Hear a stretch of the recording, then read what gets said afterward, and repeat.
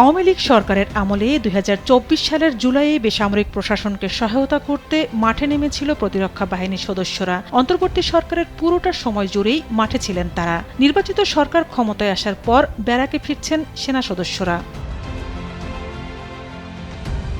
বিষয়টি নিয়ে মঙ্গলবার সচিবালয়ে স্বরাষ্ট্রমন্ত্রী সালাউদ্দিন আহমেদের সভাপতিত্বে আইনশৃঙ্খলা সংক্রান্ত কোর কমিটির বৈঠকে আলোচনা হয়। এ নিয়ে তাৎক্ষণিক গণমাধ্যমে তথ্য প্রকাশ না করলেও বুধবার স্বরাষ্ট্র মন্ত্রণালয় থেকে বিষয়টি নিশ্চিত করা হয়।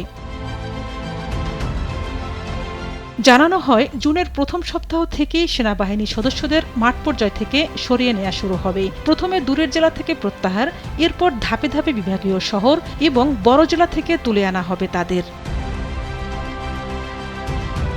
এর আগে সেনাপ্রধান জেনারেল ওয়াকরুজ্জামানও বলেছিলেন, সেনাবাহিনী ব্যারাকে ফিরে যেতে চায়। পুলিশ পুনর্গঠিত হলে সেনা সদস্যরা কর্মস্থলে ফিরে যাবেন।